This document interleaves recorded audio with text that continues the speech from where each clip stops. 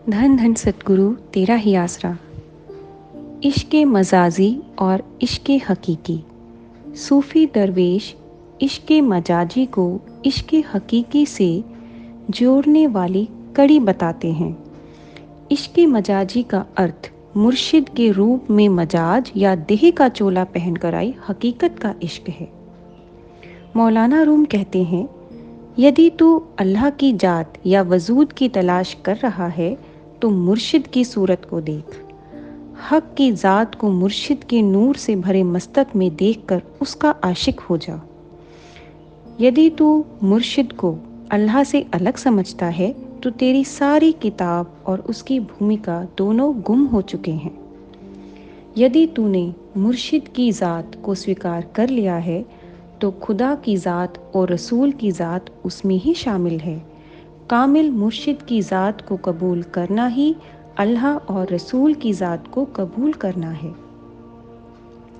यदि तुम पर मुर्शिद की रहमत प्रकट हो गई है तो समझो तुम पर अल्लाह की रहमत प्रकट हो गई है। मौलाना जामी फरमाते हैं, मन में मुर्शिद के देह स्वरूप का प्यार जाग जाए तो बड़ा भाग्य समझो, क्योंकि इश्क़ मजाजी ही इश्क़ हकीकी तक पहुँचने वाला साधन है। साईं बुल्ले शाह कहते हैं, जब तक रूप का प्रेम न हो अरूप का प्रेम कैसे जागे। साकार के प्रेम का धागा न हो तो सुई निराकार के प्रेम का जामा कैसे सिले। जब तक देह स्वरूप सतगुरु दाता बनकर न आए इलाही प्रेम की दात किस तरह मिले। कामिल मुर्शिद की ज़ात का इश्क ही इलाही इश्क का जन्मदाता है। केवल इसके द्वारा ही जीते जी मर कर आंतरिक हकीकत के साथ विसाल करने के योग्य बना जा सकता है। शरीर में कैद रूह अदृश्य अगोचर प्रभु को प्यार नहीं कर सकती, पर जब मुर्शिद की ज़ात द्वारा इलाही नूर सामने झलकता है तो जीव का सहज ही उसके साथ प्यार हो जाता है। इसी कारण कामिल फ़कीरों ने मुर्शिद बनकर आए प्रभु की बहुत महिमा की है। साईं बुल्ले शाह रांझा जोगिड़ा बन आया में रूह और मुर्शिद का वास्तविक संबंध दर्शाते हैं और कहते हैं कि मुर्शिद की आँखों से अल्लाह रूपी लाल की झलक दिखाई देती है। उसकी सूरत में प्रभु की झलक पड़ती है। वह निराकार ही साकार रूप धारण करके आ गया है।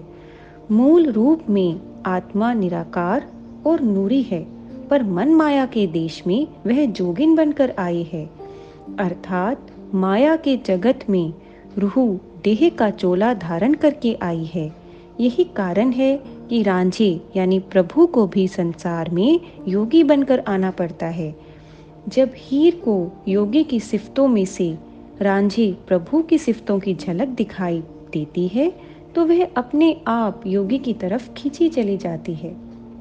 उसके अंदर सदियों से सोई इलाही प्रीति जाग जाती है, बल्कि उसे पछतावा होता है कि योगी के प्रेम से पहले की आयु व्यर्थ चली गई।